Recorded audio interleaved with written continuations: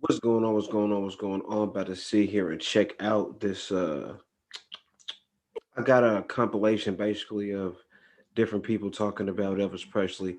So I'm about to check this out, see what they got to say, and see if we learn anything new. But let's check this out. Drop me a comment. Let me know what you think. Let's get it. I mean, congratulations. Only in America.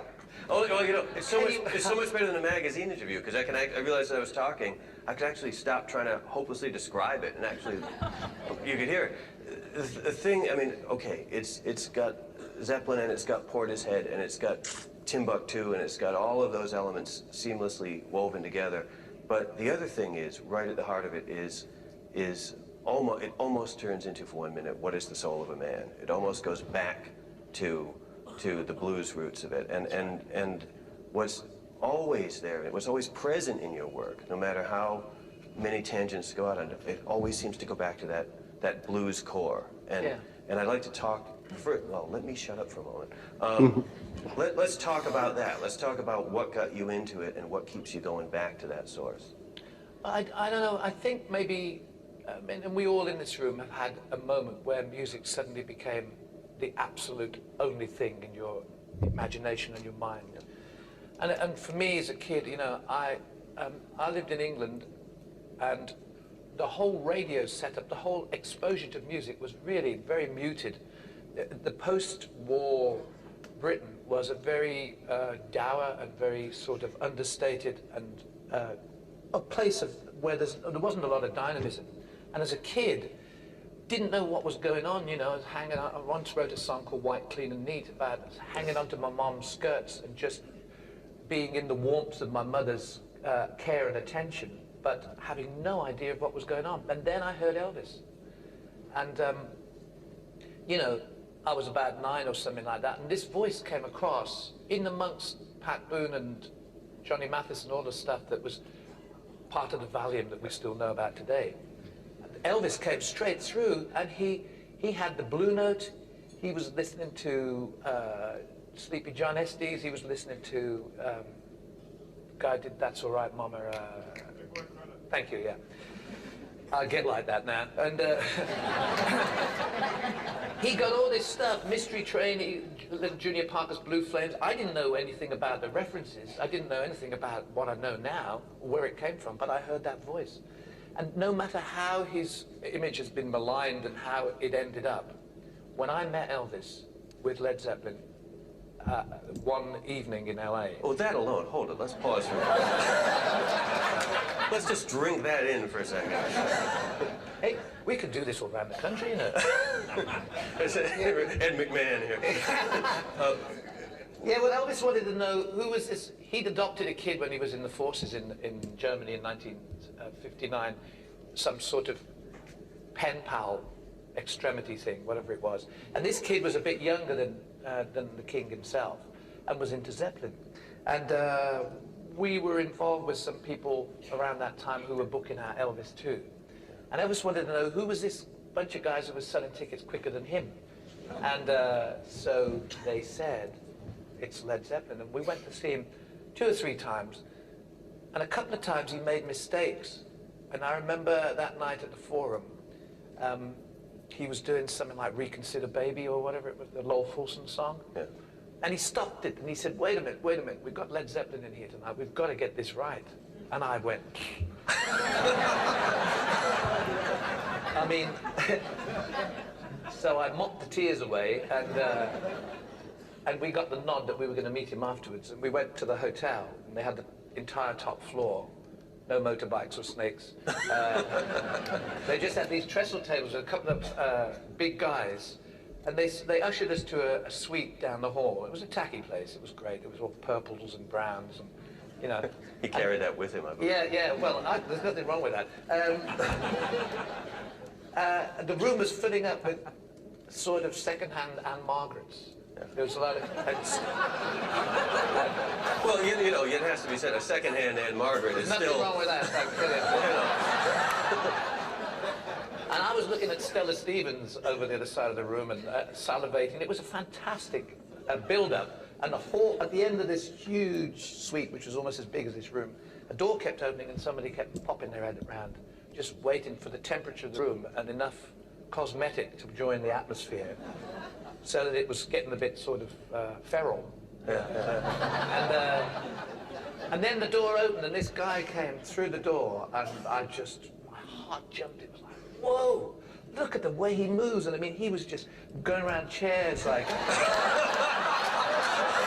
He was so cool. And I mean, of course, he wasn't supposed to be cool, but he was, you know, a bit like us, I suppose. It's like and he came over to us and we stood in a circle for about 2 or 3 hours talking, and people kept coming by from his retinue, from his entourage, thinking that he'd had enough. He was going, no.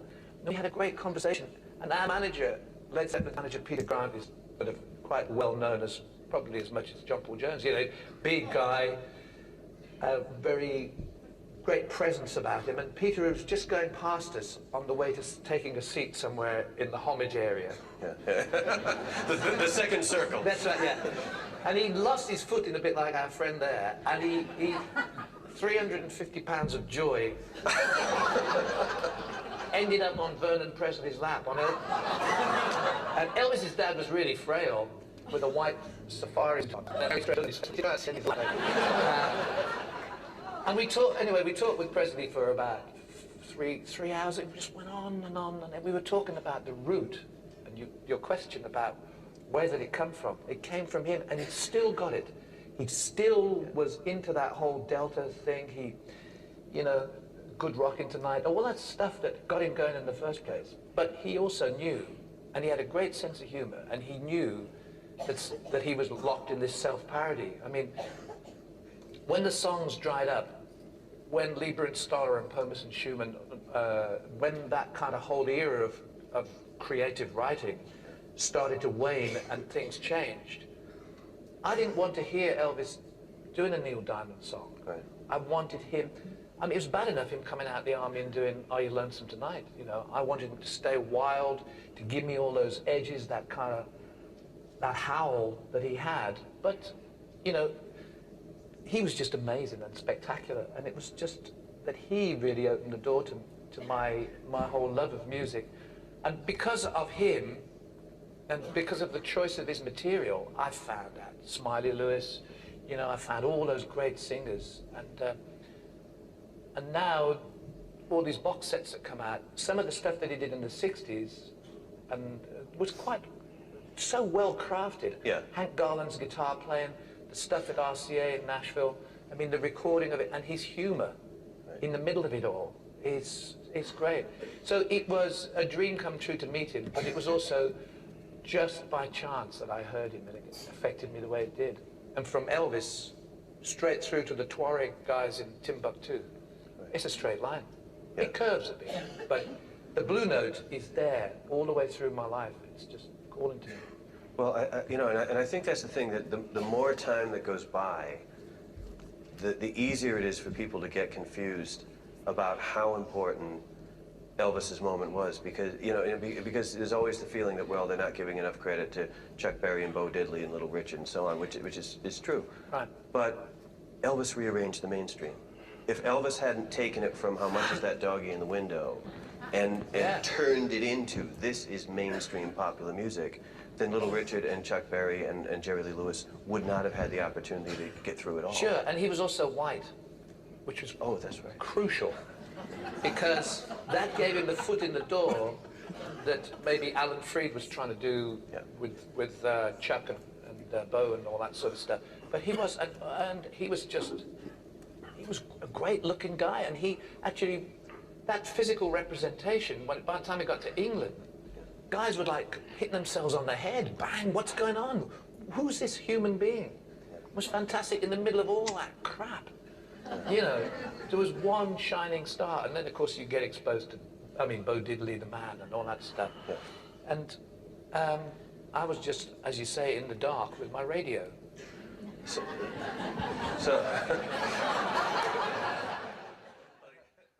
you know, as many times as we've talked on television and had interview situations, I've never asked you about Elvis. What you want to know? When did that all start? When did the whole love for Elvis begin? He teases me about Elvis all the time. But And never says, on the air. Never. No, but he says, like, if Elvis was alive now, he says, man, you wouldn't even hang out with Elvis. I said, yes, I wish it, man. Elvis would be in the lobby of your house, like, say, man, is Eddie there? And I would be in the room, tell him I'm not here. Hey, what's going on, man? He told me to come over. Oh, I know what's going on. All right. But when I was a kid, see, Elvis Presley to me, it's his presence, I think it is. I don't think anyone in this business has had as much presence as Elvis. I don't think anyone's had as strong a presence. I think there have been entertainers. I think Michael Jackson's the only entertainer who's ever been more famous than him. But I think Elvis has more presence. Like when Elvis walked in the room, everybody just looked at Elvis. You know, when he's on the screen, you looked at Elvis. He just had this thing about him. And he was going through all this stuff with drugs and all this craziness. But on screen and on stage, he always looked like he was in control. You know, and that's amazing because there was this war going on inside this guy. And I'm just fascinated with him, you know. Do you see similarities in Elvis and Eddie Murphy? None whatsoever. Really? Well, it started off, Elvis is very white. And I'm very black. Elvis is from Memphis, and I've never been to Memphis. And had I gone back then, they probably would have... Right. So I don't see any similarities. I just admire his presence, you know.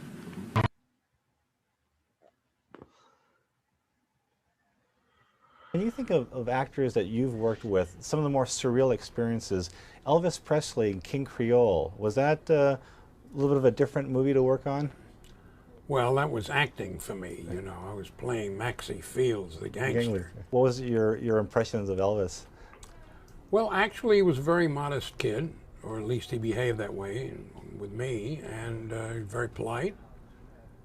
The first thing he said to me was, Mr. Mathaw, he said, if you could help me out with this acting, I sure would appreciate it. And I said, Elvis, I've seen you act. You don't need any help from me. Well, I have one question about your stand-up days when you were in Las Vegas. Is it true that Elvis Presley came and visited you backstage once? Yes. I was opening the show for Anne Margaret, and he knew Anne Margaret, and he came backstage, and he passed by me in the hall, and he looked at me and he said, son, you have an oblique sense of humor. What was your reaction to that? I was just, thank you, Mr. Presley. Now, Whitney, your mother, quite a singer in her own right. Now, she was a member of the Sweet Inspirations group that backed up Elvis Presley. Now, what memories do you have of that? I remember when I was, I really don't know how old I was at the time, but I remember my mother receiving a phone call from whomever Elvis had employed to call people, whatever, and saying that he wanted the Sweets back to do his comeback show in Vegas. I remember my mother being very enthusiastic about it, but very concerned that she'd have to leave her children for a month. And I remember her, she was so like, you know, well, you know, her whole thing was, you know, Mommy loves you and Mommy wants to stay home, but Mommy's got to go to work to make sure that you have this and make sure that you all are well taken care of. So me and Daddy have to go. And we, you know, because my father was my mother's manager. Me and Daddy have to go, and you know, that whole thing. And I just remember how she was leaving, how she really didn't want to leave us, you know, but she had to go. And I remember that month, and I remember all the hoopla about Elvis in Vegas. And I was so proud that my mother was there with him, you know, because it was a very big event. Yeah.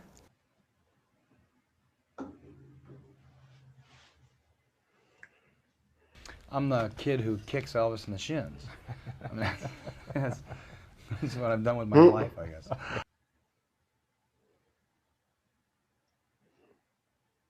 It was really the only reason I had a chance at it was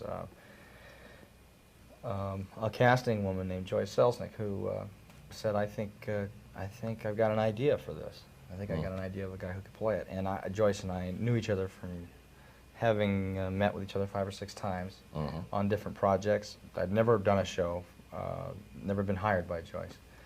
And it was basically her idea, and it worked. And it worked, yeah. I know you've always been fascinated with Elvis Presley. If he was still alive and you two were to sit down, what would you talk about? I don't know. You know, one of the things that's fascinating about Elvis is how he became consumed by fame and how fame destroyed him. That's one of the things that's fascinating. I mean, I have the regular fan thing too, where, you know, I like the Jailhouse Rock number. But what's fascinating about him as I've become older, you know, and it's gotten past, you know, oh, he's cool Elvis. It's like, wow, everything, you know, and how the people around him just let him destroy himself, and how he was still famous. And then after he's dead, then you hear all of this stuff, you know. It's like, wow, all that was going on when we was thinking he was super cool Elvis, you know. So it's just Elvis is fascinating just because it's like, this is what fame can do to you, you know. That wasn't bad though. That wasn't bad at all. I enjoyed the Robert Plant one probably most. To be honest, I really I don't know. It seemed like Eddie Murphy really didn't know too much about Elvis. Like when I hear a motherfucker say Jailhouse Rock, I'd be like, "What's next? Blue suede shoes? Like fuck out of here." But yeah, I get a kick out of listening to people talk about this man when it's in a good light. Um, I didn't know that Whitney Houston's dad was the manager for the Sweet Inspirations. Did not know that. So, or manager to her mom. I did not know that. But like I said, the Robert Plant one, I enjoyed that because you always get them stories when somebody says like they meet him and they just get stuck in these conversations for like hours talking about a number of things from gospel to just music arrangements to just life and things like that, and spiritual outlets and all that good stuff. So I enjoy the Robert Plant one a lot, and I'm a huge Robert Plant fan slash Led Zeppelin, most definitely. But hopefully you enjoyed that right there. Feel free to drop me a comment. Let me know what you think.